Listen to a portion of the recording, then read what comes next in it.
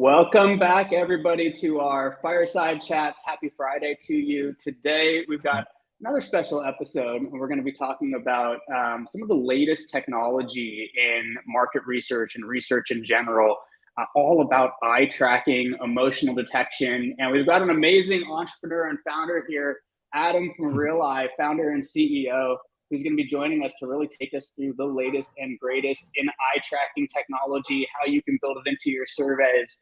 And we will be taking live questions. We will be doing a live demo, so stick with us for the next half hour. I think this is going to be a great show. Welcome, Adam. Where in the world are you joining us from today? Hi, Asim. Thanks for the warm introduction. I'm based in Warsaw, in Poland. Right now, I'm outside Warsaw in a very small town called Strzyże by the Narew River, which is a wonderful place to get out of town. So the summer just started, so like everyone is leaving cities to catch some breath outside. Amazing. So that's where I am right now. Good Amazing. to see you all. Sounds like a perfect place to get out of the city during the summertime. I won't try to pronounce it though. Yeah, it has some two different Polish variables letters. Exactly. So Adam, tell us a little bit about what brought you here. Obviously you're doing some incredible work on eye tracking, emotional detection. Tell us a little bit about your career and kind of how you got to this point. Okay. So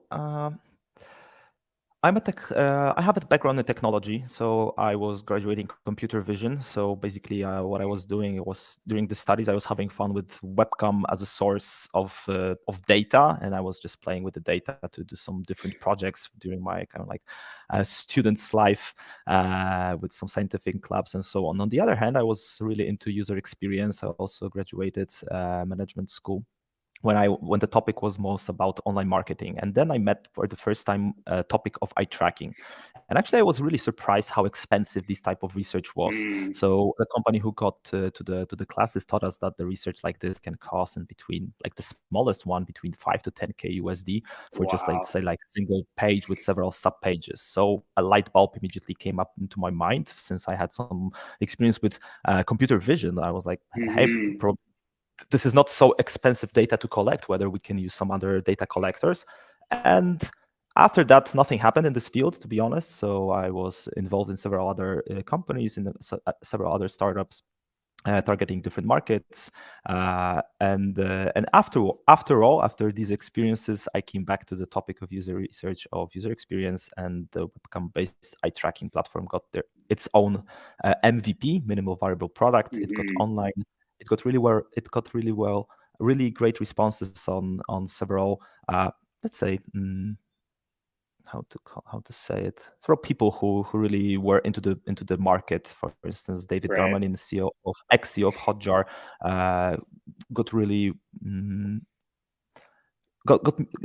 gave me really nice feedback while I was on Malta taking part in some contests of what Hotjar was organizing. So that gave me some power to move forward with the project. And right now we're a well-established company providing eye tracking services to most of the world regions for several different continents. And we still have this power to increment and to make it even better. Amazing. It's always so fun to kind of hear the founding story, right, and where that aha moment came from. Probably they're all different. Yeah, exactly. But I would love to hear yours, Asim, one day. We'll do another episode on that.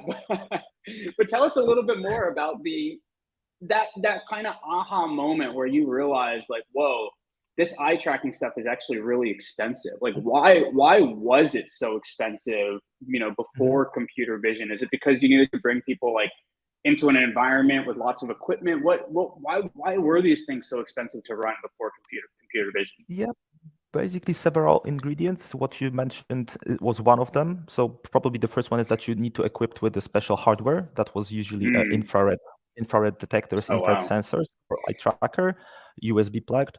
Then you need to purchase the license for a software that allows you to collect the data, to do data analysis, to probably export the data. And then the worst probably thing is that even though if you have a budget, then you won't jump over the fact that you need to invite people to the lab, and then you need to pay. And it takes time. So let's say that you need to collect 100 data from 100 people, so that would take like at least 2 weeks to collect the data. And Right. and there's no time for this, especially in these days where you need to have the results immediately. You don't have you can't spare 2 or 3 weeks to gather data on 3 different designs. You need to have the data by tomorrow or even by today. And that's probably one of the biggest one of the best things about using webcam versus the offline, versus the in-lab setting. Of course, I need to underline that the webcam-based eye tracking is and probably will never be as accurate as the infrared cameras. But the question is, do you need such an accuracy? We like to say that the hardware-based eye trackers are like a letter-size accuracy. Meanwhile, the webcam can give you like a button-size accuracy, a web-side button. So probably for many use cases, you just don't need to overpay for this letter-size accuracy, and that's where we fit in. That makes perfect sense, right? I mean, it's cost and time, right? It's like, I mean, basically, we're talking about 10x the cost and probably 10x the amount of time. Just the fact that you've got to bring people into a physical studio, that's like you can't reduce the cost, right? You've got to pay people to do that. You've got to get them to travel in. You've got to go hire a studio in multiple locations if you're actually going to do anything close to representative or across different geographies. And so this just cuts all of that down. That's correct. And also very often researchers had to travel to different regions. Imagine a UK-based company wants to do research in Chile, then they need to travel with all the equipment or had the branch in Chile or just partner with some other agency. But it's traveling and inviting people. So nothing online. And actually the good thing about there's one good thing about the latest situations when it comes to the epidemic and COVID, that it actually realized it brought some idea to people's minds that it can be run online. Like every other field was trying to transform and move online. So also the online eye tracking got its own, let's say, additional fuel, and people started to believe and that it works, because there's this leap of faith that people need to do before jumping into new technology. And we're trying to prove as much as possible that it's actually viable, and that the data is there. We're also partnering with several universities all over the world, and together with probably one of the top eye tracking researchers, Andrew T. Dukowski from Clemson University, we published a research paper last year about comparison between the remote, so in laboratory setting, with webcam. And the outcome was pretty simple, that like webcam-based tracking is usable for behavioral and cognitive research. And that's not us, that's really masterminds of eye tracking telling that on the research paper that was accepted on ITRA last year. So that gave us also even additional fuel so we can move forward. Makes sense. So Adam, tell us a little bit about like what are the main scenarios, the common use cases where you would want to implement eye tracking? So maybe I'll just narrow it down by our customer segments. So first of all, like half of our customers are universities, academic institutions, research institutions, and they're using eye tracking for basically studying human behavior, and it's really everything. So some universities, some PhD students, graduates, doctors are using it to detect, for instance, correlation between eye movements and some early depression symptoms or early ADHD symptoms on kids. So stuff like really amazing stuff. Really proud of being part of this part of the market. And the other half, this is more commercial side of the market. They are using it for basically market research. And by market research, I mean product packaging test, concept testing, but also user experience testing. So there's this, you can divide it between like qualitative and quantitative type of research. So qualitative is basically less people, but much more deeper in interviews. Basically, user experience tests are this type of research. Meanwhile, quantitative are like you're inviting 100 people, 150 people to interact with something, or just take a look at the advertisement, video advertisement, or product labeling, or anything like that. And then they're trying to answer basically the hypothesis. So, for instance, imagine you're put on the market a new carton, new pack for juice, and you really need the market to know that it's pulp free, because you know somehow that the pulp is very bad and no one likes it. So you need to see whether it stands out on the product, on the label itself, and you're producing probably NBC packages, doing ABC tests, and then you would like to see how they're looking at the product and at the label, whether they're looking at the no pulp free, let's say, label and at the call out, and then also you want to attach a declarative part to it, and that's actually where question and other basically survey providers that the eye tracking is never alone. Eye tracking is a for the research. So people are very often creating a study with asking some questions, declarative part in the platforms like Question Pro, asking people to provide some information about their preferences, what they like, what they dislike, whether they are user or non-user of the product. Then they're fast forwarding them to the eye tracking part when they're seeing how they interact with the products. And by interact, I mean look at them, perhaps click, make mouse movements, answer some additional short questions. And then very often they're again sent back to some extended survey asking what was your experience like, how would you like to, I don't know, basically all the other questions. So very often this type of research is different for a company. The companies have their own method. Got it. Makes sense. So if I'm kind of understanding correctly, it almost feels like there's kind of two aspects to this. So one aspect is more the visual aspect. So I want to test, where do people look on the packaging or on a web page or on an advertisement or even on a video? And then you kind of have this emotional piece, which maybe people don't think about as much, where you can actually kind of detect mental health or, how is somebody feeling when they're unboxing a product or walking out of a store into a store after an event. Is that kind of the right way to think about it? One side visual, one side emotional? Yeah, we would say it's behavioral, and so conscious and unconscious, and the same declarative and non-declarative. So declarative is more if I ask you which, I don't know, how much you liked something, and in the declarative part you might not answer honesty because I don't know, especially for the hard topics. If I ask you what do you feel about Polish people and you really don't like them, you would answer, I love them, like they're really great.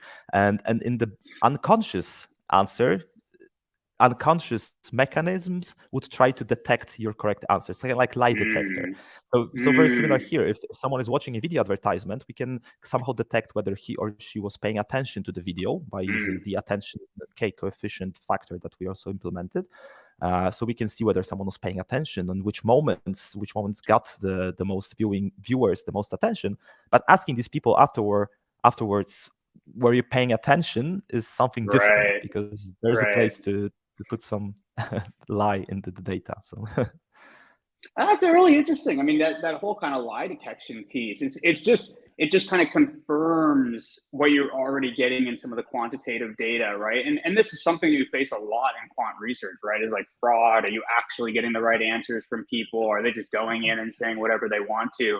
And this almost validates that, right? Like, okay, well, we can tell that you didn't like the video, even though you told us that you liked the video.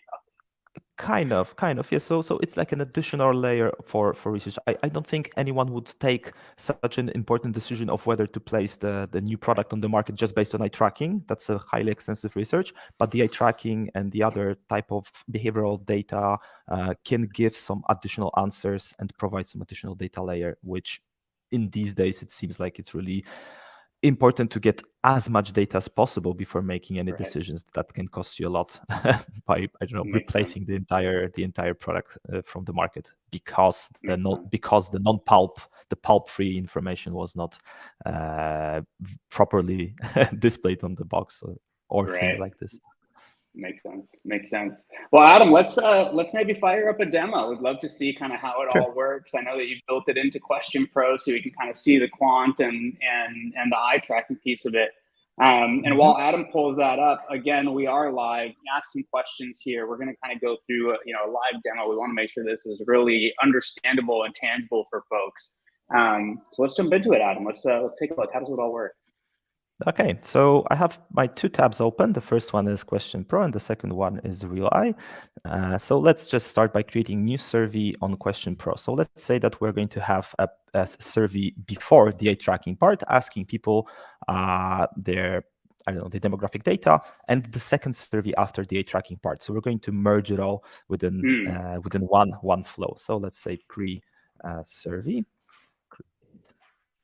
And what we're going to do is we're going to actually, I was playing with the tool and I've seen that there's this QX bot right over here. So we're going to use the QX bot to create a survey for us. Let's say this is going to be demographic, basic survey. Sorry, it needs some details. Okay. Tracking survey, include demographic questions. So once the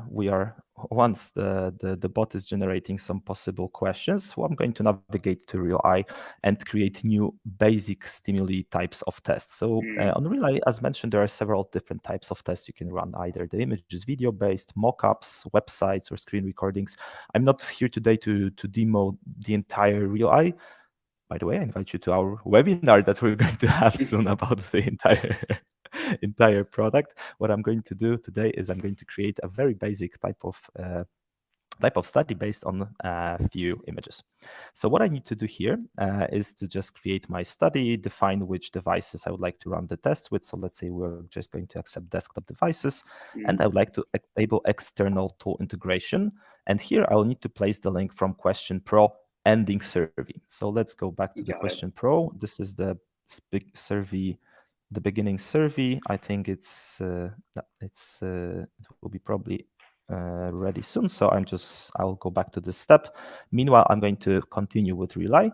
And again, we're going to create a product concept test. So this is something that it's done pretty often, as we observe on our platform. So let's say that we are going to test one of the so that's one of the this is just purely random choice from the internet. There's nothing. We're not connected to the company. company. We're continuing the pulp-free scenario. I like it. The packaging Yes, exactly right. So what I would like to do is to ask people to click the product they would purchase by viewing this planogram. So this is our tested product, and we would like to see how fast people are viewing the product and then how fast they're clicking. So this is going to give us information about the purchase intent. So we can imagine that if they notice it and click it right away, so if the time between noticing and clicking is shorter, it means that they are very certain about their choice. So what I'm going to do is I'm going to turn on the finish on click option, select the entire image, and that's basically it. One line of instruction, click the product, you'd this. And then what I would like to do is to display our panelists to one of these two different labels. So let's say this is a product A, and as we can see, there is this label pulp free right over here in the center, and the second one has fresh and tasty. So what we're going to compare is were people actually noticing this pulp free label, and if that made them, I don't know, purchase the product more often or not. So let's say we can also attach some questions here in RealEye. This is rather not really. This is rather like a very simple module that allows you to choose just from a question from few question types. So would you purchase this product? And we're just going to add yes, no answers.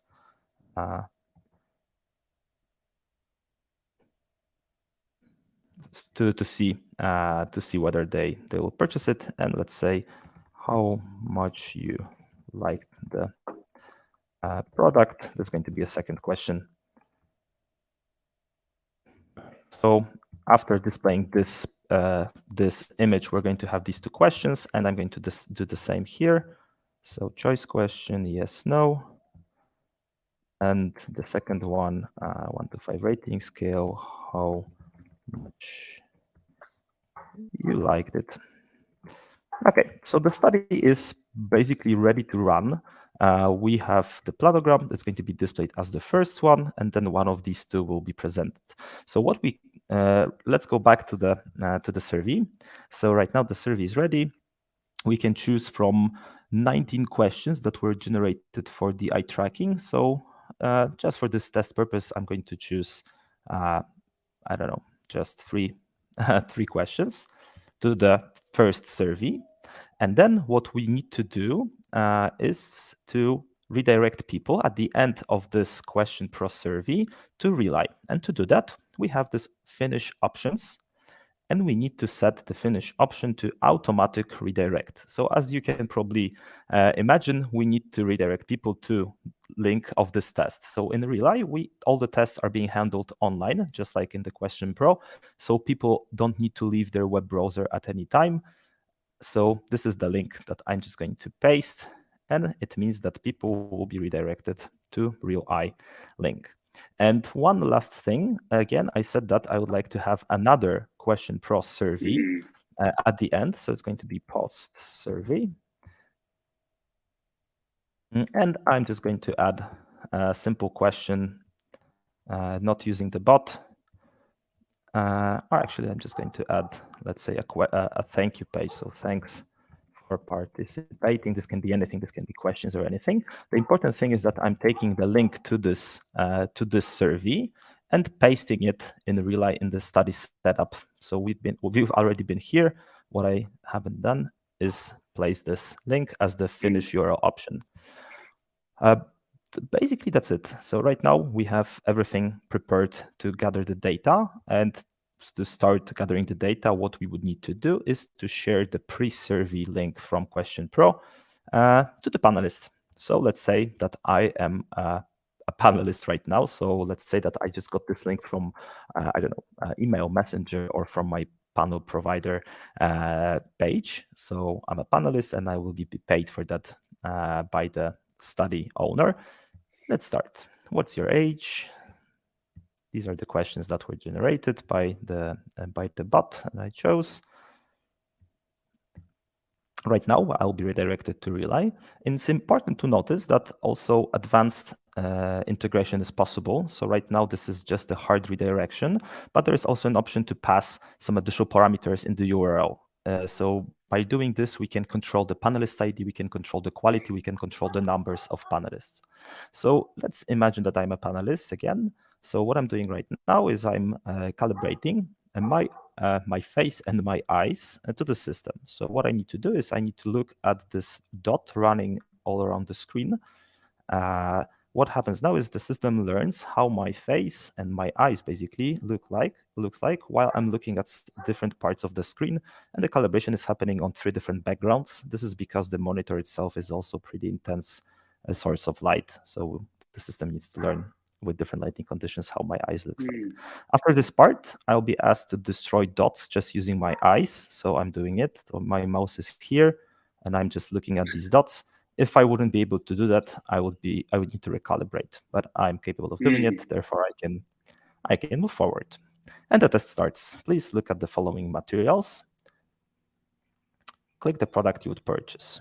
Okay, so that's the planogram. I'm looking more or less where I'm moving my mouse, just to give you the idea of the accuracy. So I'm clicking the juice. Right now, I'm not moving my mouse just with my eyes. In case the panelist would leave the screen or I would move my head too much, then something like this would pop up, asking me to go back to the previous position. Would you purchase? How much you liked it? Oh, sorry. Actually, I have not clicked that it should be an A/B test, so I'll be presented with 2 products in the random order. So that's the second option of the study creator. But that doesn't really matter for this test purpose. And what will happen right now is I will be redirected back to the post survey in Question Pro. And there's no further questions. Thanks for participating. So what do we have right now? So what we have as an outcome of such a study, we have 1 response collected in the Question Pro. So we can already analyze the declarative part of it, the declarative data, by using the analytics tab. And also, we are going to have similar information in here in RealEye about 1 participant. So we have the data quality, we can see the test flow, we can see the survey answers, we can also see where the panelist clicked or where he or she looked. And as this declarative part, we have all the eye tracking data. So what we're observing right now is my gaze, which is the orange circle, and the yellow fixation plot that represents what I was looking at in time. So this is my individual recording. So we can think of it as this is my, as this is the qualitative type of research. So we can analyze people in the individual manner. But let me jump to a similar study that we already collected more than just one result. This is the webinar study. I'll just open it for the demo purpose and open the planogram. So we have more panelists here on the left. Let me just go back. So we have 38 results, and the list of the panelists is right over here. In case a result is not well, I don't know. If we would like to get rid of the result, we can always ignore this particular individual. But the true power of the aggregated analysis of the quantitative type of research is here in the heat map dashboard, that we can see how people, all of them, were interacting with this image in time. Also, not only by the let's say heat maps dashboard, but also in the numeric way. So let's say that the Evian water right over here was our point of interest. Then we can see by clicks, by mouse movements, and by eyes what was the metrics. So for instance, very important metric in eye tracking world, time to first fixation, which means time to notice, average time spent, so how much time people were spending in this area, ratio, so how many of panelists have actually noticed this area, and some metrics about clicks, so how many clicks and what was the average time to first click. So in this case, the difference between time to click versus time to noticing is around 3 seconds, which means that it took 3 seconds for people to decide whether they would like to purchase it or not. Meanwhile, for instance, for these scans, time between notice and click, actually it was quite similar. So they were also not so certain about clicking. But this is the type of the data you can expect from the eye tracking part. And this is just the tip of the iceberg. There are also the attention distribution graphs, also metrics from gazes, from fixations. The areas of interest can be saved and downloaded for further data research in different tools like Excel, Python, or anything like that. That's basically it for the presentation part. I think this is a good moment to go back to our chat and have some amazing questions. That's fantastic. I love the calibration part where you can kill the dots with your eyes. It makes you feel like Superman or something, right? You got yes, this is very cool. This is very cool. And actually, we've been seeing on Reddit some comments on, because panelists have their own forums when they're sharing links for interesting studies. So we've seen comments like, "Hey, do you know the tracking one with this popping dots? This is so cool. The dots are popping." so it's really fun to see that people are not like bored. It's not another boring survey for the panelists, but they're also exciting to take part of it. And they want to contribute. So that's something we talk about a lot, right? I mean, it's like, every researcher out there should be thinking about how to make their surveys more engaging, right? And make it fun for folks. I think this also creates that element of more authentic data, right? You are kind of validating that this is a real person, that they're looking at things in the right way. And I'm just super excited to see what people do with it out there, right? I mean, you can imagine kind of all the mixed methods that you can put together. And I think that what you set up there was kind of more of the simple integration, but you can actually pass the data between the two systems, right? So you would be able to kind of say, okay, ask the questions and figure out, who's a vegan or who lives in what region or what age group you're in, and then see how that affects the eye tracking, right? So, if you are gluten-free, maybe you don't notice the no pulp, or you notice the no pulp faster or slower, right? And that can help kind of inform the go-to-market strategy, the study outcomes, things like that. Yeah, Asim, you're absolutely right. Like, very often we observe that the pre-eye tracking part sometimes is, not very often actually, is really extended to lots of questions, lots of fielding questions, and then all the questions, all the metrics are being passed to RealEye. So RealEye is saving them as tags, And then there's an option to filter out responses on the aggregated dashboard by tags. So you can see the segments of non-vegans, vegans, and the same integration is actually available. I was not presenting the entire JavaScript integration as we spoke yesterday with Elena, that it's more important to show the basic stuff, that it's doable, but it's also there's also an easy way to do it in a much more extensive manner with passing all the parameters and doing some logic between the platforms, which is really amazing for us. Absolutely. Well, it's good to see Osman here asking if it's available on the Question Pro platform. Definitely is. Reach out, to the RealEye team or our team, and we'll kind of help get it all set up. But I think that's really where you can see a lot of power, right? I even like kind of the post-survey side of things where you can do mixed methods to validate the results, right? Just in the scenario that we're talking about, you could imagine bringing them back to Question Pro, doing a conjoint analysis, and then seeing how that kind of no pulp free also starts to affect decision making on pricing, on market share simulations, and start to compare and contrast the declarative with the behavioral in some ways. Absolutely, yes. Nothing to add here. Amazing. Well, Adam, this has been a great show. I think it's really, really cool to see where the technology has gone, how you can kind of take advantage of it. For everybody watching, give it a try. Again, reach out to the folks at RealEye or Question Pro. We can help you get this set up. Obviously, this is just the tip of the iceberg. I think everybody on the call is already having ideas of where they can kind of integrate this, and we're excited to see the mixed method studies that people come up with. So do share those as they go. Adam, thanks so much for joining us on the show today. Thanks, Asim. Thank you. Thanks, everyone.